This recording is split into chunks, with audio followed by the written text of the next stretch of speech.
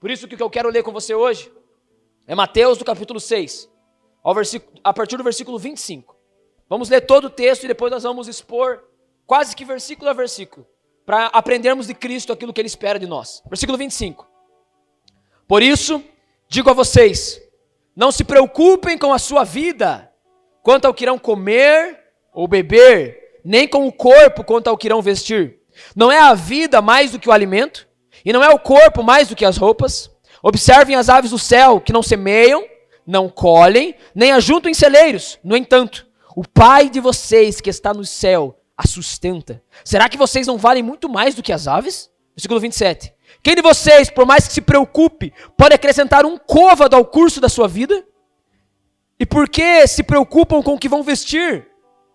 Observem como crescem os lírios do campo. Eles não trabalham e não fiam. Eu, porém, afirmo a vocês que nem Salomão, em toda a sua glória, se vestiu como qualquer deles. Ora, se Deus veste assim a erva do campo, que hoje existe e amanhã lançará no forno, não fará muito mais por vocês, homens de pequena fé? Portanto, versículo 31, portanto, não se preocupem dizendo, que comeremos, que beberemos, ou com que nos vestiremos?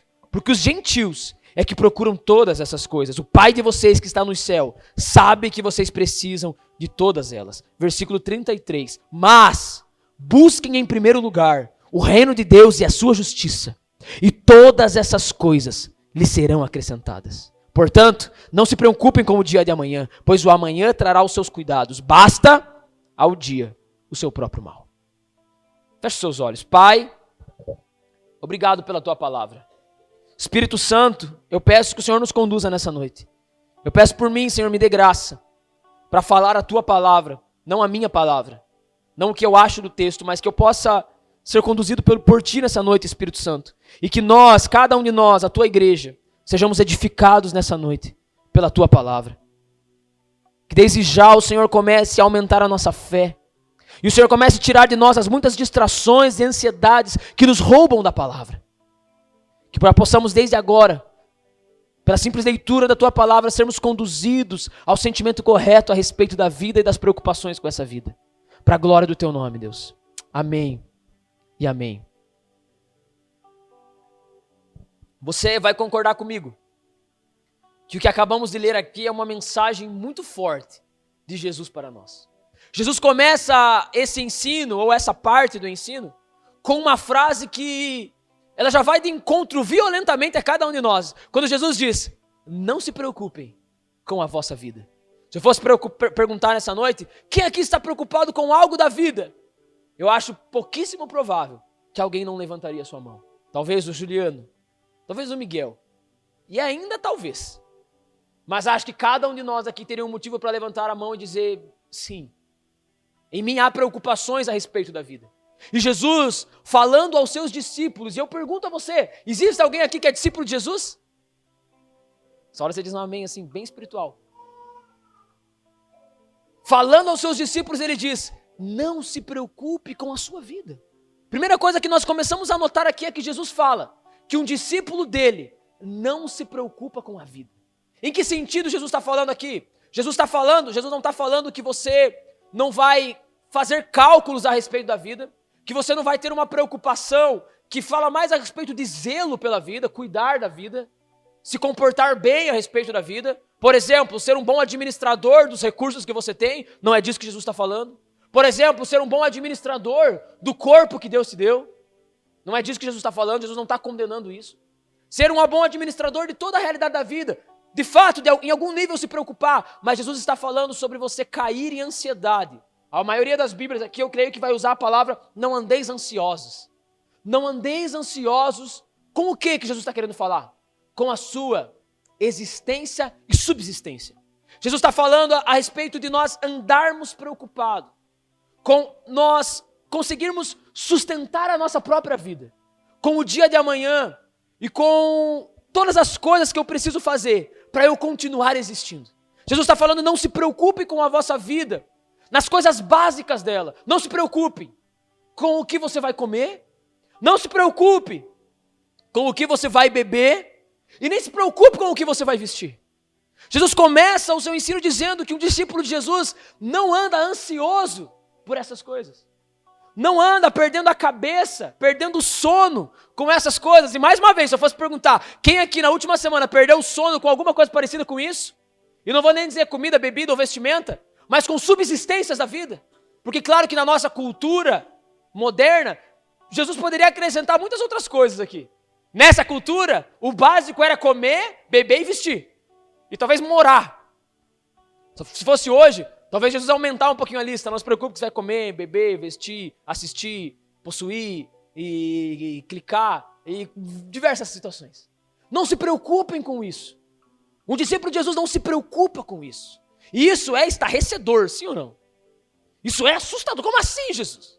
Por que eu me preocupo tanto? E Jesus começa a ensinar o porquê não devemos nos preocupar e o porquê nos preocupamos. Nos preocupamos porque não entendemos o que ele vai começar a dizer aqui. E ele começa a nos dar. Jesus, irmão, ele sempre foi um mestre, sim ou não? Ele sempre foi chamado de mestre. Jesus era um mestre no sentido de ensino. E Jesus, eu posso falar com toda a convicção, que ele foi o melhor professor que esse mundo já viu. Se você fizer alguns estudos teológicos, você começa a ver alguns teólogos levantando detalhes dos ensinos de Jesus que mostram o tamanho da lógica dos ensinos de Jesus. Jesus sempre foi muito lógico naquilo que ensinava. Talvez no nosso crentez comum a gente ache que tudo em Jesus era muito espiritual, muito xeracanta, coisa parecida com isso. Mas Jesus sempre foi muito lógico e ele começa aqui a mostrar o porquê não devemos nos preocupar com a vida. Por que um discípulo dele não se preocupa com a vida? E ele começa a explicar. Então o primeiro ponto que ele nos traz é: não se preocupem. Um discípulo não se preocupa. E aí ele começa a dizer o porquê. E ele vai dizer que nós não devemos nos preocupar com o que nós vamos comer, beber ou vestir. E aí o primeiro ponto que ele coloca é: não é o corpo, ou melhor, não é a vida mais do que o alimento? Jesus faz uma lógica aqui do menor para o maior. Ou melhor, do maior para o menor. Ele fala: não é a vida maior, mais importante do que o alimento, e o corpo mais importante que a vestimenta? O que Jesus está querendo nos ensinar aqui? Qual que é o primeiro porquê que Jesus traz de que nós não devemos nos preocupar com a vida? E nessa noite você vai sair daqui mais aliviado e mais descansado em Jesus com a sua vida? Posso ouvir um amém? Por quê? Ele fala: porque a vida é mais importante que o alimento, ela é maior. O que Jesus está querendo dizer? Jesus está querendo dizer o seguinte: faça o seguinte raciocínio. Você tem uma vida, correto? Quem aqui tem uma vida? E a pergunta que eu faço: quem deu a vida para você? Da onde é a sua vida? Quem aqui escolheu nascer? Em determinado dia eu vou nascer. Nascer do seu Macir, Caba da Peste, Paranaense, Dirce. Vou nascer, quero nascer. Quero ser filho de nordestino. Vou ir nessa. Alguém com um caso parecido com esse? Logicamente que não. E eu pergunto para você, diante dessa lógica que você não pode dizer que você escolheu nascer, e você não pode nem explicar muito o porquê do seu nascimento, sim ou não? A pergunta que eu te faço é: quem te deu a vida? Quem aqui dá um chute? Logicamente, a resposta é Deus. Nós estamos aqui em uma igreja, nós estamos aqui falando a discípulos. Logicamente, todas as respostas aqui serão Deus. Deus me deu a vida. E o que Jesus está querendo nos ensinar? Ele fala o seguinte: não é a vida maior do que o alimento? Ou seja, o dom, a dádiva da vida não é maior do que a dádiva da comida? O que ele está querendo dizer? Aquele que deu a vida para você, será que ele não é suficientemente capaz de lhe dar também a subsistência dessa vida? Olha como Jesus já começa aqui numa lógica maravilhosa, irmão. E eu espero que você se encante com Cristo nessa noite, porque eu, preparando essa mensagem, como me encanto, irmão. Jesus, ele diz: meu querido, a sua vida vem de Deus, ela é um presente. Você não escolheu, você não fez nada para nascer. Deus o quis fazer nascer. Deus, em seus intentos misteriosos, decidiu que você nascesse. Decidiu que você existisse. E aí Jesus fala: não é a vida maior do que a comida? O que é mais fácil? Fazer alguém nascer ou fazer alguém comer? Providenciar vida ou providenciar comida? O que é mais fácil? Logicamente que a comida. E Jesus fala: se ele te deu a vida, ele não dará também você a subsistência? Jesus usa uma lógica que nós encontramos em muitos outros textos bíblicos, como por exemplo, em Romanos 8,32. Eu não vou fazer a leitura, vou tentar ser bem objetivo aqui nessa noite. Romanos 8,32, Paulo está falando a respeito da salvação. E ele diz assim: Se Deus não poupou sequer o seu Filho para a salvação, será que Ele também não nos dará também todas as coisas? Paulo está falando sobre salvação. Ele está mostrando que se Deus deu seu Filho para nos salvar, será que Ele também não nos conduzirá à vida eterna e não fará com que a nossa salvação seja mantida nele? Se Ele deu o seu próprio Filho, Ele também não nos dará santidade? Se Ele deu o próprio Filho, Ele nos dará também fé? E aí eu pergunto para você, existe alguém aqui hoje que se entende salvo em Cristo Jesus? Então, na mesma lógica, Romanos 8,32 vai afirmar para você que a sua vida está guardada em Cristo, a sua vida nunca vai dar errado. Porque se Ele deu o Filho dele por você, Ele fará com que você termine bem. Diga um amém, irmão. Quando eu bato, vocês ficam com cara feia. Quando eu estou falando que as coisas vão dar certo, vocês têm que fazer cara bonita. Posso ouvir um amém, irmão? Glória a Deus. Pelo menos hoje não vamos apanhar, né? Coisa errada e tal. Irmão, Jesus está falando que Deus lhe deu a vida. E logicamente, infalivelmente, Ele também lhe dará o sustento. Porque a vida é maior do que a comida. Quem aqui tem uma grande conta a se pagar, financeira? Um boleto grande, não precisa responder. O pessoal já começou, não precisa.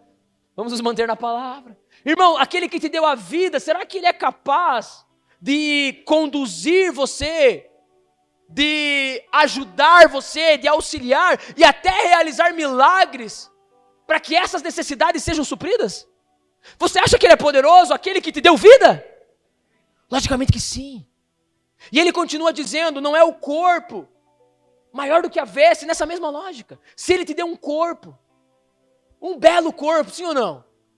Diga amém, irmãos, tem que se valorizar em Cristo Jesus. Eu vou ler um texto aqui, eu não sei que hora que eu vou ler, irmão. Confesso para você que eu estou meio fora aqui do... Já chegamos lá. Quando você olha para a sua vida, você tem que entender que ela tem um gigantesco valor. Ele deu a você a vida, Ele deu a você um corpo, um belo corpo. Você é belo, segundo a ótica divina. Eu não devia ter falado isso, né? Estraguei, né, cara? Tava ficando legal. Não! Você é feito à imagem divina. Será que Ele também não será fiel o suficiente para vestir você? Para cobrir você? Irmão, deixa eu entrar num ponto aqui com você antes de nós falarmos dos exemplos que Jesus dá, das aves do céu e dos lírios do campo. Quando você entende que Deus lhe deu a vida, e quando nós olhamos o dom da vida na ótica bíblica, nós precisamos entender, e nós vamos entender olhando a vida na ótica bíblica, que aquele que lhe deu a vida, Ele se preocupa de maneira especial, profunda e detalhada por você. Deus tem preocupações com cada indivíduo que Ele criou. Todas as suas necessidades, tudo aquilo que você precisa, Deus sabe muito bem. E Ele sempre, e eu repito, irmão, sempre, Ele sempre está olhando por você. Cada vida que Deus deu, ela tem um relato, ela tem uma história, ela tem uma condução divina, perfeita e sempre certa. Por isso que quando Jesus está falando aqui, Ele está falando, Ele te deu a vida, sabendo quem você é, e conhecendo cada detalhe de quem você é, e cada necessidade que você vai ter, e se Ele lhe deu a vida, Ele cuidará de você. Irmão, qual é a sua necessidade nessa noite? Qual é a sua preocupação? Você precisa nessa noite saber que Deus sempre olha por você. Ele sempre está olhando. E vai ter mais coisa que Ele vai dizer aqui. Dentro desse entendimento que Deus se preocupa com a minha vida, Jesus começa a ensinar sobre isso. E Ele vai dizer, olhem para as aves do céu. O primeiro exemplo que Ele dá a respeito disso. Olhem para as aves do céu. Esse olhem não é olhar e olhei, e agora? Não, é uma observação. É um aprendizado, é um olhar de aprendizado. Olhem e aprendam com elas. E Jesus começa a explicar, então, essas aves, elas não plantam, elas não semeiam, elas não colhem, elas não ajuntam em celeiros. Mas mesmo assim, irmão, escute isso. As aves do céu, elas não semeiam, elas não colhem, elas não ajuntam em celeiros. E aí Jesus diz assim, porém, o vosso Pai dá a elas o sustento. Pai de quem? Jesus fala aqui, as aves do céu não semeiam, não colhem, não ajuntam em celeiros, mas quem que sustenta ela? Quem que Jesus diz que sustenta? Quem? Não, você não entendeu. Pai de quem? Teu. Irmão, olha a loucura que Jesus trata aqui. Ele fala, então, tá vendo essas aves? Elas são sustentadas diariamente sem fazer nada. Sem fazer nada. Talvez você está falando para não fazer nada. Calma que eu não estou falando isso, já vou chegar lá. Mas Jesus, ele vai trazer um ponto aqui, que precisa mudar a nossa mente. Ele fala, sabe quem sustenta essas aves? Então, o teu pai. Ele fala, o vosso pai. Não o pai das aves, porque ele não é pai das aves. Ele é teu pai. Irmão, vamos em uma reflexão humana aqui. Um pai. E aí, se tiver um pai desgraçado, não aplica o exemplo aqui. Porque eu sei que alguns vão dizer, o meu faria isso. Mas vamos pensar num pai correto. Amém? Um pai se preocupa mais com um passarinho ou com um filho? Um pai reto, irmão. Eu sei que tem uns aí que já dá risada, tipo, meu, agora com o passarinho. Mas aí, não pensa dessa maneira. Com quem que o pai se preocupa mais? Ele fala, então, cara, ele é teu pai. E ele cuida de passarinhos. E aí ele termina aqui a retórica dizendo, você não vale mais do que um passarinho? Você que acabou de ser denominado, configurado, filho do Altíssimo. Você não vale, o filho do Altíssimo, um filho de Deus, que é o que Jesus nos chama aqui nesse ensino, não vale mais do que um mero passarinho. Vale ou não vale? E ele cuida diariamente do passarinho. Jesus está falando, você acha que ele não vai cuidar de você? Que é filho dele. Que é feito à sua imagem. Percebe a profundidade disso, irmão? E aí ele fala, os pássaros do céu, eles não semeiam, eles não colhem, e eles não ajuntam em celeiros. Eu colocaria um ponto a mais que Jesus tenta ensinar aos seus discípulos na seguinte questão. Vocês são maior do que os pássaros, e vocês até fazem mais do que os pássaros. Porque os pássaros não fazem nada. Porque eles não são incumbidos de fazer alguma coisa. O pássaro não foi criado para plantar e semear, mas você foi. Jesus não está falando que você não tem que fazer nada. Você precisa trabalhar. E veja como Deus é maravilhoso, porque Ele já deu a você o trabalho. Ele já deu a você o mecanismo do sustento. Os pássaros têm um mecanismo. Qual que é o mecanismo deles? Voar. Sair por aí. Lá em casa tem uma baita de uma janela de vidro, eles estão voando e BOM! Eles se embolam na janela. Como morre pássaro lá? Dá uma dó. E toda vez que um pássaro morre na janela da minha casa, eu sou levado a essas reflexões e também a reflexão de Lucas 12, que Jesus fala que nenhum passarinho cai do céu sem o consenso, sem a ordem divina. Irmão, loucura, cara. Loucura total. Eu queria que você pegasse isso aí nessa noite. Lucas 12, depois você lê em casa, não lembro o versículo. Mas toda vez que um pássaro cai, Deus olha e fala, caiu porque eu quis que caísse. E aí você tem as suas demandas. Você tem as suas necessidades. O Deus que olha para pássaros, cuida dele e permite se eles vivem ou deixam de viver. Será que ele não cuidaria de você? Será que você não vale mais do que um pássaro? A pergunta que Jesus poderia ter feito aqui, não faz, mas eu faço para você é, por que então você está tão preocupado?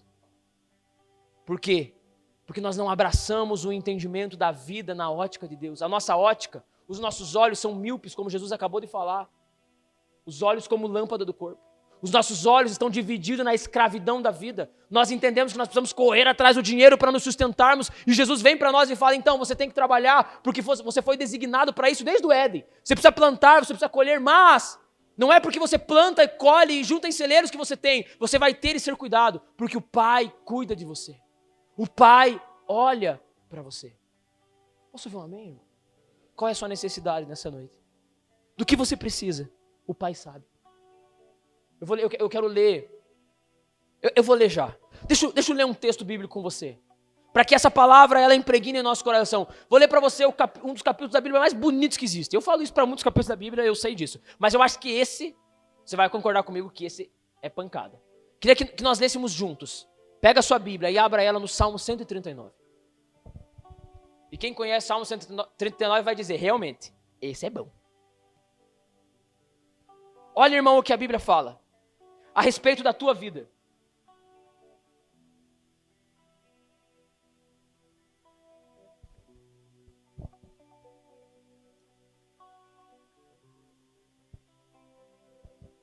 Olha o que a Bíblia fala a respeito da tua vida. Jesus acabou de dizer algo, a tua vida, com toda certeza, vale muito mais do que um pássaro. E o Salmo 139, ele explica um pouco do que a sua vida vale. Como a sua vida está diante de Deus. Qual é a sua relação com Deus? Qual é a sua distância com Deus? Quem já sentiu Deus longe? Principalmente nas preocupações da vida. Nas preocupações da vida você sentiu Deus longe. Quem já? Levanta sua mão. Reaja aí para você dar uma esquentada. Quem já? Muitos de nós. Todo mundo aqui. Em algum momento da vida. Só que olha o que a Bíblia vai falar a respeito de você. A respeito de mim. Eu queria que você lesse comigo esse texto. Não escutasse, mas lesse. Versículo 1 de Salmo 139. Senhor, tu me sondas e me conheces. Aqui já basta. Senhor, tu me sondas e me conheces. Tudo que existe em você, Deus conhece. Tudo que você precisa, Deus sabe. Tudo que você tem medo, Deus sabe. Tudo que você tem anseios, Deus sabe. Ele conhece o seu coração. Ele sonda você, Ele conhece você. A dor que você tem, Ele conhece. E aí o salmista vai continuar. Não quero me alongar muito, mas eu queria que nós meditássemos nesse texto. Versículo 2. Sabes quando me sento e quando me levanto? De longe conhece os meus pensamentos. Observas o meu andar e o meu deitar e conheces todos os meus caminhos. A palavra ainda nem chegou à minha língua e tu, Senhor, já conhece toda. Tu me cercas por todos os lados e põe a tua mão sobre mim. Ah, alguém diz um aleluia nessa noite, irmão. Olha o que ele diz. Tu me cerca por todos os lados e põe a tua mão sobre mim. Não sei qual é a tua situação. Não sei qual é a tua dificuldade. Deus sempre está cercando você de todos os lados. Ele sempre está pondo a mão dele sobre você, ainda que você não veja. Ainda que você não perceba. Amém ou não?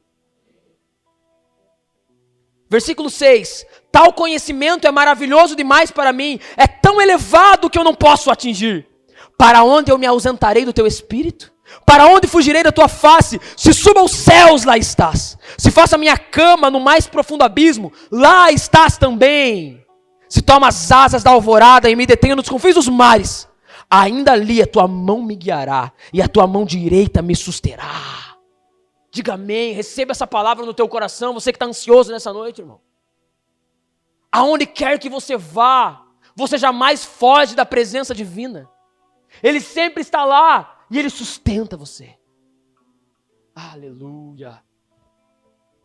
Versículo 11. Se eu digo, as trevas com certeza me encobrirão, e a luz ao redor de mim se fará noite. Até as próprias trevas não te serão escuras. E a noite é tão clara como o dia. Para ti as trevas e luz são a mesma coisa. Pois tu formaste o meu interior, e tu me teceste no ventre da minha mãe. Irmão, tu me teceste no ventre da minha mãe. Sabe o que é isso? A palavra que o salmista usa é teceste. É como se fosse um trabalho artesanal feito com muito carinho. Esse é Deus fazendo você. E porque um boleto fica alto, você acha que a sua vida está abandonada por Ele. E você acha que Ele não olha para você. Eu falo rindo, irmão, mas eu sei que não é fácil. Todos nós, o ensino de Jesus ele está presente aqui porque essa é a realidade de todos nós. Nós estamos falando de dinheiro, o foco central da fala de Jesus, mas aqui, irmão, é toda e qualquer ansiedade. Talvez você esteja com um familiar enfermo. Talvez você esteja, enfermo. Talvez você esteja perdido na vida. Desde o momento que a sua vida foi pensada por Ele, antes da fundação do mundo, Ele tece você com todo cuidado e carinho. Porque Ele sempre olha por você.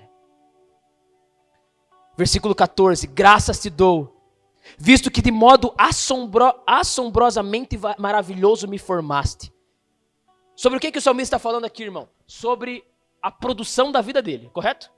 E aí, na continuação do versículo, ele diz assim: as tuas obras são admiráveis, e a minha alma o sabe muito bem. Que obras são admiráveis ou maravilhosas? Algumas bíblias falam, suas obras são maravilhosas. Qual obra o salmista está falando? Da vida dele. Falei que você tem que valorizar a tua vida, irmão. Falei que você tem que entender que você é alguém amado e cuidado por Deus. O salmista está falando, você me formou no ventre da minha mãe, as suas obras são maravilhosas. De modo assombroso me formaste. Quão admiráveis são as suas obras. Que obra? Ele, Davi, que escreveu esse salmo. Irmão, a sua vida é algo maravilhoso. E por isso que Deus nunca se esquece, se afasta e não olha por você. O profeta Isaías vai trazer uma maravilhosa profecia dizendo que, ainda que uma mãe esqueça do filho que amamenta, ele jamais se esquece de você. Olha a comparação que o profeta faz. Uma mãe que amamenta. Talvez seja a maior profundidade de carinho e afeto que um ser humano possa ter por um outro, é uma mãe que amamenta, sim ou não? Eu não sou mãe, eu sou pai. Mas olhando para a realidade da vida é indiscutível. Não há sentimento mais profundo do que uma mãe que amamenta um filho. E o salmista, e o profeta vai dizer, ainda que essa mãe abandone,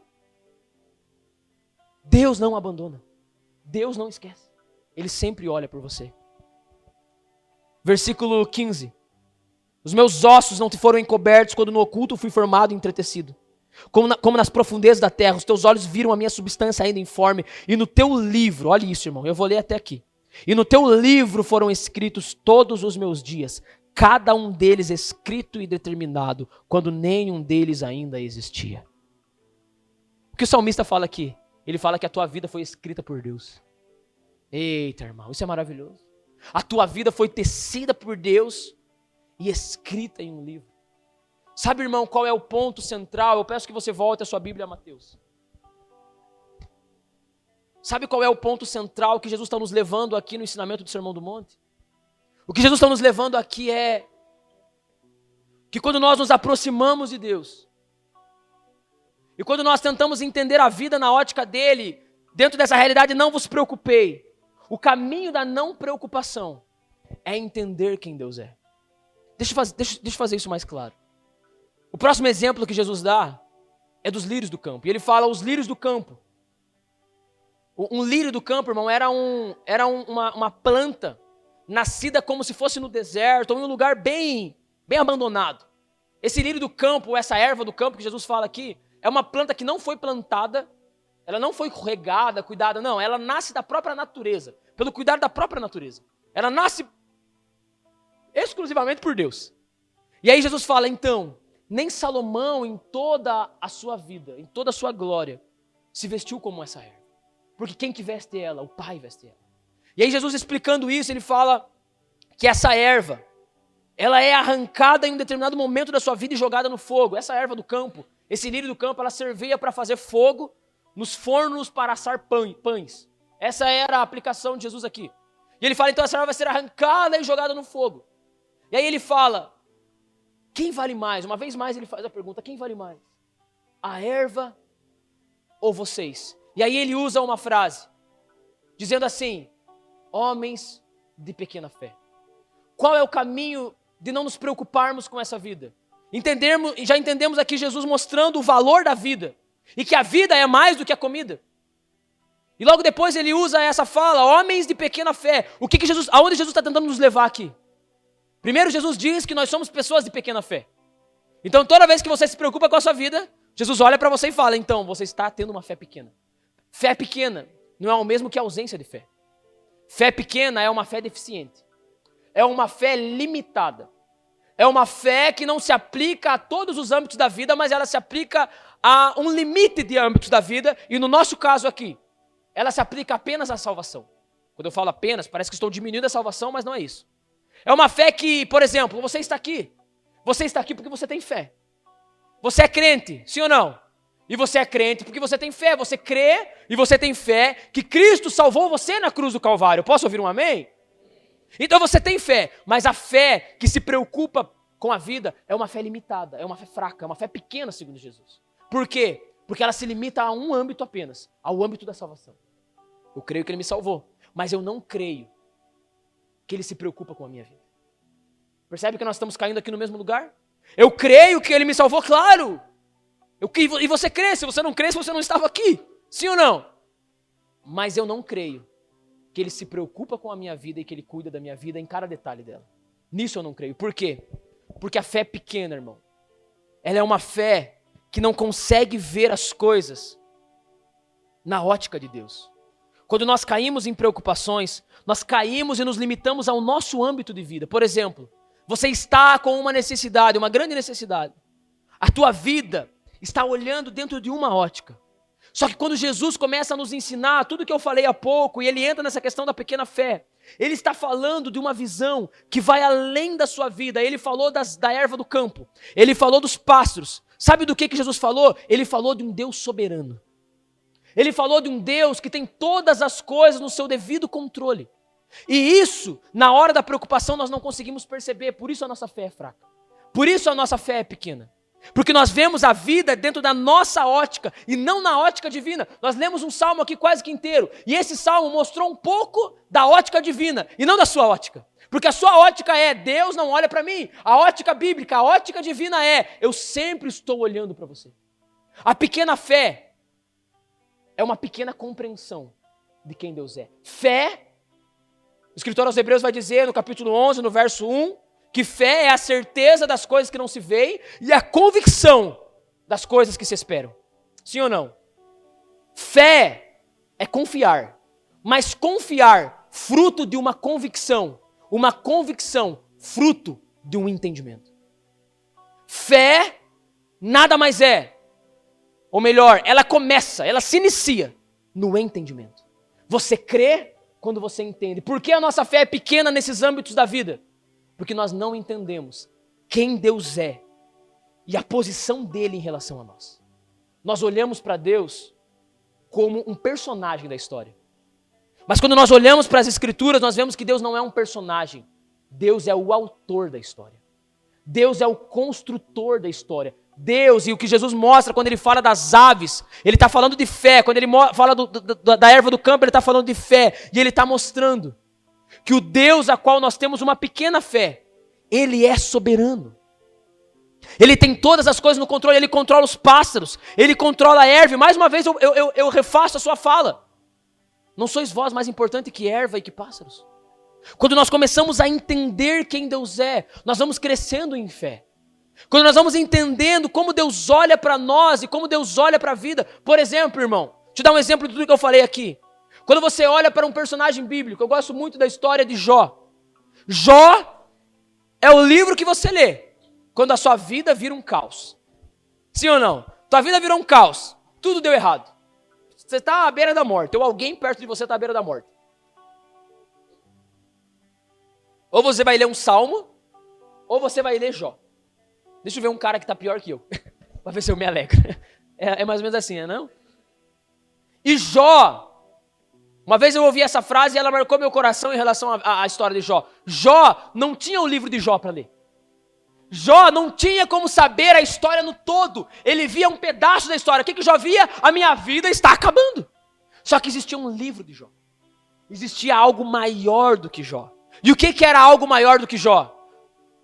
É os próprios relatos do livro de Jó, de um Deus sentado num trono, aonde Satanás vem a ele e ele fala, viste meu servo Jó? Então, Jó é assim, Deus, porque você abençoa ele. Então toque em tudo que ele tem, menos em sua vida. Jó não conseguia ver isso. O que Jó via? Jó via a sua vida. Jó via a sua mazela. Jó tinha uma fé pequena. Porque existia uma história maior acontecendo que Jó não podia ver. Quando nós começamos a crescer em fé, nós começamos a olhar a história agora no âmbito de Deus, porque nós sim temos o livro de Jó para ler.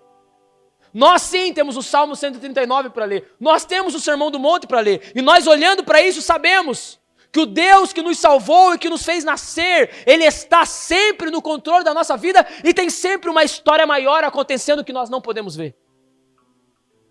Qual é o problema da sua vida, irmão? Tem uma história maior acontecendo que você não pode ver. Existe um Deus que está controlando e cuidando de você em um âmbito que você não consegue ver. Quem já passou por situações terríveis da vida e sobreviveu, sabe muito bem do que eu estou falando. Você olha para trás e falava, cara, eu achei que ia acabar tudo. E agora eu percebo o quanto Deus construiu em mim. O quanto Deus me amoldou à sua vontade. O quanto eu aprendi dele. Você vai lembrar, mais uma vez, da história de Jó. Jó está em um momento, e aí Jó começa a questionar Deus, porque Jó não tinha o livro de Jó para ler. Jó não tinha o Salmo 139. E aí Jó está nesse dilema, e aí Deus ele aumenta a fé de Jó. Algo que eu estou tentando construir em nós nessa noite. No maior dilema, Jó capítulo 38, se não me falha a memória. Jó está lá no dilema e Jó começa a brigar com Deus. E aí Deus fala algo maravilhoso para Jó. Ele diz assim, Jó, me responda uma coisa. Aonde você estava quando eu medi, quando eu estendi todo o diâmetro da terra? Quando eu medi a terra, você sabe quem mediu? Ele nem fala eu, ele fala, você sabe quem mediu? E eu pergunto, Jó, aonde que você estava? O que Deus faz com Jó, irmão? Deus pega Jó na sua necessidade, na sua dificuldade, e coloca Jó no seu devido lugar e fala, Jó, eu sempre estive no trono. É só você que não consegue perceber. É sempre eu que estou agindo. Só que você não consegue perceber porque você está na ótica da pequena fé. A pequena fé é uma pequena compreensão. Eu não consigo compreender o que está acontecendo, mas quando eu cresço em fé por meio das Escrituras, porque a fé vem pelo ouvir e ouvir a palavra de Deus. E quando eu começo a entender a palavra, eu começo a ver que a minha vida está num lugar e Deus está sobre o trono, cuidando de pássaros, cuidando de plantas, cuidando de todas as coisas e principalmente da minha vida. Isso é uma fé que compreende um Deus soberano. Uma fé pequena é aquela que não consegue compreender isso. Posso ler mais um textinho com você? Claro que posso, né? Fala que você pode, você está me pregando. É que eu esqueci o texto. Isaías 40. Deixa eu aplicar um pouco disso, irmão.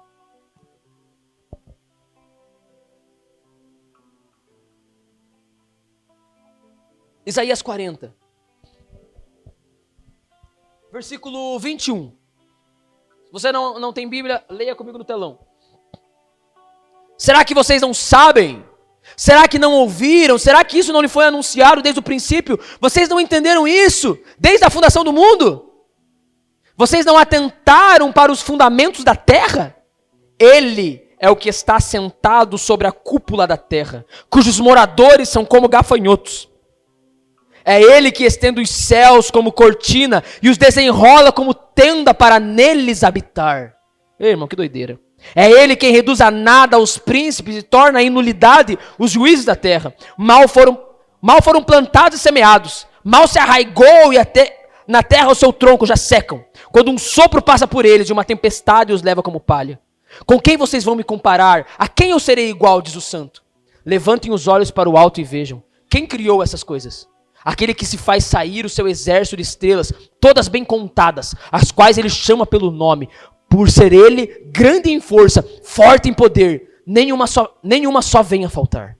Por que então você diz a Jacó, e você fala a Israel, o meu caminho está encoberto ao Senhor, e o meu direito passa despercebido ao meu Deus? Será que você não sabe? Nem ouviu que o eterno Deus, o Senhor, o Criador dos confins da terra, não se cansa, nem se fatiga, a sabedoria dele é insondável, ele fortalece o cansado, e multiplica as forças ao que não tem nenhum vigor. Olha o que Isaías está falando um pouco daquilo que Deus fala a Jó. Será que vocês não sabem? Será que vocês não olham para os fundamentos da terra e veem que existe um Deus que controla todas as coisas? Um Deus que está agindo sempre em cada aspecto. O profeta vai dizer aqui, ele tem um exército de estrelas, ele conhece cada uma pelo nome, e quando ele chama, todas lhe obedecem. Irmão, quem lembra? E se você não gosta de ler a Bíblia, brincadeira, você tem que gostar. Se você não gosta, você não é crente. Mas se você quer uma coisa um pouco mais emocionante, talvez, assista o último capítulo da última temporada do The Chosen na Netflix, que é Pedro andando sobre as águas, e aí você vai lembrar do fato bíblico. Pedro, ou melhor, os discípulos estão num barco em uma grande tempestade. E eles estão nessa tempestade, e eles começam a ficar com medo da morte. E de repente, o que acontece? O que acontece? Fala para quem está do teu lado, o Jesus. O Jesus aparece. E ele vem vindo, irmão, eu acho que o The Chosen não chegou nem perto do rolê ali. Eu fico imaginando Jesus vindo assim, tipo, pô, cara, mó brisa, mó loucura, cara. Não entenda a brisa errado, pelo amor de Deus, né, irmão? Essa parte corta da gravação, só pastor maconheiro, negativo. Mó malemolência. E de repente ele chega, e os discípulos falam que é o fantasma, pai, e ele começa a interagir com os discípulos, dizendo, sou eu. E aí Pedro vai dizer, Jesus, se é você, deixe-me ir com você sobre as águas. E Pedro fala, vem, brother, aqui é nós. E ele pega Pedro e Pedro dá alguns passos sobre as águas e olhando para o âmbito da sua vida. Pedro, o que Pedro vê? Pedro vê a tempestade. Pedro olha o mar, Pedro olha a bagunça, Pedro olha a conta, Pedro olha o boleto, Pedro olha o filho desviado, o filho rebelde, o filho doente, a enfermidade, não sei o que. Pedro olha tudo isso. E ele começa a afundar. Percebe como a fé tem a ver com aquilo que nós entendemos? Pedro está com a mão, com os olhos, andando sobre as águas com o Cristo. Mas ele olha em seu âmbito de vida. Ele perde a compreensão do que está acontecendo ali. Deus está diante dele. E é isso que Jesus faz logo depois, quando Pedro afunda, ele puxa Pedro e fala, Pedro, homem de pequena fé, O que é essa pequena fé? Pouca compreensão. Você não está entendendo quem eu sou, Pedro. E logo depois ele mostra para Pedro quem ele é. Ele fala, vento se acalma, tempestade pare. E os discípulos olham e falam, quem é esse? Que até o mar e o vento lhe obedecem. Jesus mostra, eu sou aquele que controla todas as coisas. Pedro não conseguiu entender. Pedro não conseguiu entender que diante dele estava o Criador da água, dos pés e do vento.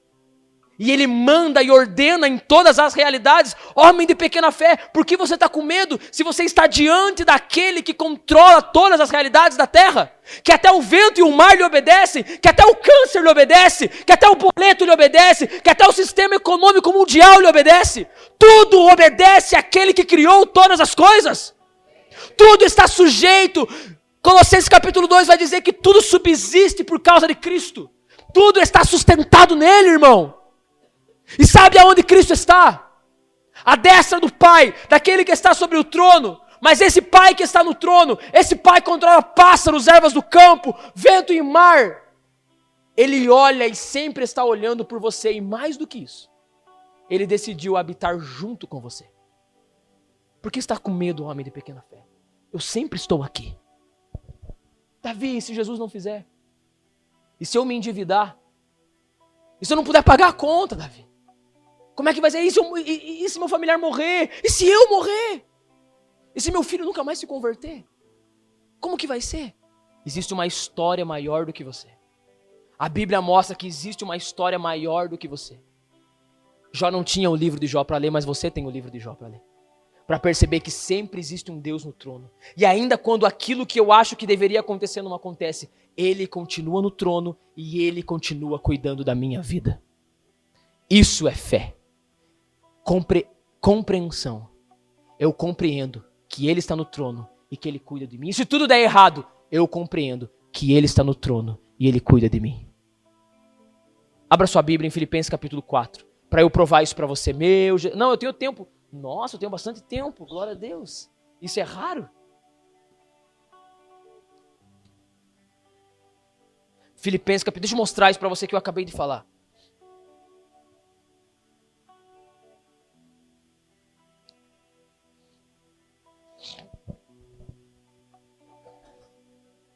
Versículo 11 de Filipenses 4. O apóstolo Paulo nos escreve. Não quero escutar Bíblias, eu vou esperar um pouquinho. Amém? Se você achou, diga amém. Glória a Deus. Versículo 11. Digo isso, não porque esteja necessitado, porque aprendi a viver contente em toda e qualquer situação.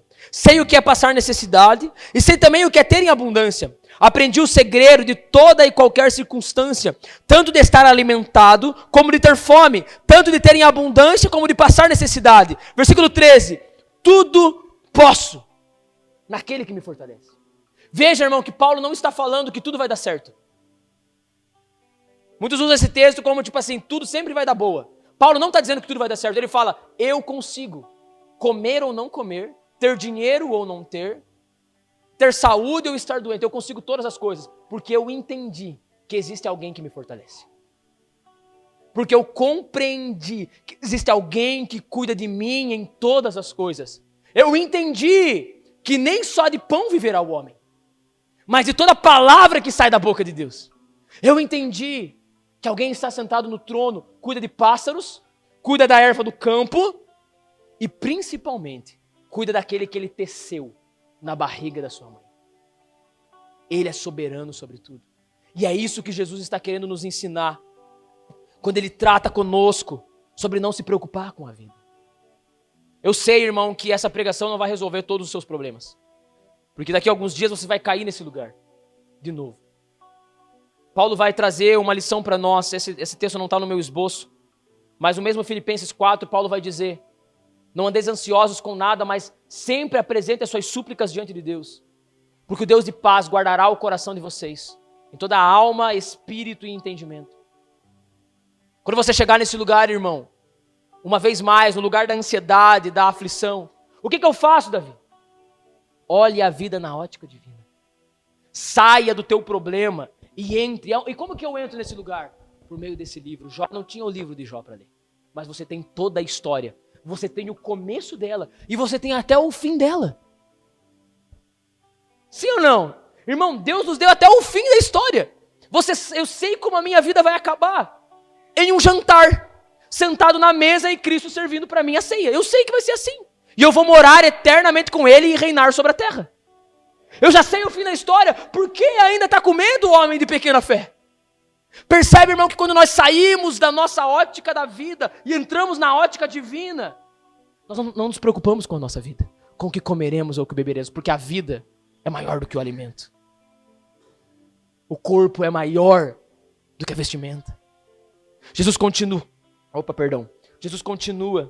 o seu relato e eu quero concluir o texto aqui. E ele vai dizer no versículo 31, portanto, diante de tudo que você ouviu nessa noite, irmão, não se preocupem dizendo o que comeremos, que beberemos ou com que nos vestiremos, porque os gentios é quem procuram todas essas coisas. Jesus, ele diz que a busca pela sobrevivência, pela subsistência, a busca pelo alimento, pela comida e pela roupa, ela é um ato. E aqui o que é busca? Antes você precisa entender isso. O que Jesus está falando com busca? Busca não é trabalhar amanhã, é acordar amanhã para trabalhar. Mas a busca é aquilo que me movimenta. A busca é aquilo que eu gasto a minha mente e a minha energia. Então Jesus, ele vai dizer assim, os gentios, eles gastam a sua vida para ter o que comer, para ter o que beber, para ter o que vestir, para ter a sobrevivência. E você pode incluir aqui mais um monte de coisa. Os gentios, assim, quem são os gentios? Os gentios, eles eram aqueles que não pertenciam ao povo de Israel.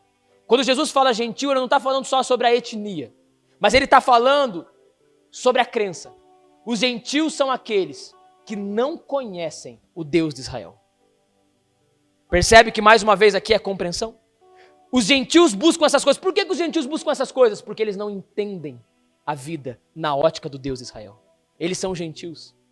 Eles não conhecem o Deus que cuida de todas as coisas. Quando eles precisam de algo, eles fazem a dança da chuva. Porque eles acham que pode haver um Deus da chuva. Eles fazem o culto da colheita. Porque eles acham que pode haver um Deus que derrama, que abençoa a colheita. Que derrama chuva sobre a colheita. Mas vocês conhecem Deus. Então vocês não vivem a vida como gentios. Jesus aqui, irmão, ele faz uma profunda discrepância na vida do discípulo e a vida do gentio. Aqui eu vou usar a vida do ímpio. A vida do não crente. O crente é alguém que conhece aquele que está sentado no trono e controla todas as coisas. Aquele que está no mundo não conhece. Por isso, irmão, que a minha e a tua vida precisa ter uma grande distância da vida do mundo. A minha e a tua vida, o meu vocabulário, o teu vocabulário em relação à vida precisa ser completamente diferente. Porque você não pode ser alguém ansioso com a vida. Você é aquele que leva paz a quem está ansioso pela vida, porque eles são gentios. Você é um discípulo de Jesus. Amém ou não? Então Jesus, ele faz essa separação, dizendo que os gentios é quem procuram todas essas coisas. Os discípulos não. E ele continua, dizendo que o Pai de vocês que está no céu sabe que vocês precisam de todas elas. E aí no 33 ele fala agora, qual é a conduta do discípulo? O discípulo tem fé, uma fé que não é pequena. Ele consegue aplicar essa fé na vida, entendendo que Deus está no controle, Ele é quem cuida de pássaros, de ervas do campo, Ele é quem cuida de mim, Ele controla até o vento e o mar. Ele controla todas as coisas, isso eu entendi. E agora ele fala, os gentios têm um estilo de vida. O estilo de vida é buscar coisas. O estilo de vida do gentio, o estilo de vida do não crente é buscar coisas. E aí ele fala, mas vocês não. E no 33 ele vai dizer, qual é a vida do discípulo de Jesus? E ele diz, pode acompanhar comigo no telão, mas vocês busquem em primeiro lugar. Repita assim comigo, primeiro lugar. O reino dos céus e a sua justiça. E todas essas coisas vos serão acrescentadas. Esse é um dos versículos que eu mais amo na minha vida. Esse versículo foi, eu sempre digo isso, foi o versículo do convite do meu casamento. Porque quando eu e minha esposa decidimos casar, nós sabíamos que a nossa vida era só por uma coisa, por causa do reino. Não que a gente casou por causa do reino, casamos porque nos amávamos e queríamos estar juntos. Mas o nosso destino era o reino. E a nossa vida, quem cuidava era o Pai. E hoje, irmão, eu costumo dizer que eu sou tipo assim, cara, eu sou muito rico, mas muito rico. Você não tá ligado como eu sou uma pessoa abençoada. Você não... Oi, Rick, aí você quebra o pastor assim, cara. Irmão, é sério, fique comigo aqui, nós já vamos terminar. Você não tem a mínima ideia, irmão. Porque em todas as coisas da minha vida, Deus sempre cuidou de mim, da minha casa, da minha família. Em cada detalhe, irmão. Se eu fosse contar para você testemunhos, eu passaria aqui uns bons minutos. Porque eu já tive momentos que não sou o apóstolo Paulo e nem perto dele. Não passei nada nem perto do que ele passou. Mas eu já pude dizer, eu sei o que é não ter. Eu sei o que é não possuir, eu sei o que é, irmão, eu sei o que você passa muito bem, e eu ainda passo com toda certeza, mas eu sei o que é você acordar e falar, eu não sei mais o que eu vou fazer, acabou, não tem. Mas em todo momento, o Pai sempre cuidou, porque em todo momento, e eu não digo isso para minha glória, mas eu quero testemunhar para você do texto bíblico enquanto prego para você, sobre o texto bíblico, não sobre a minha vida.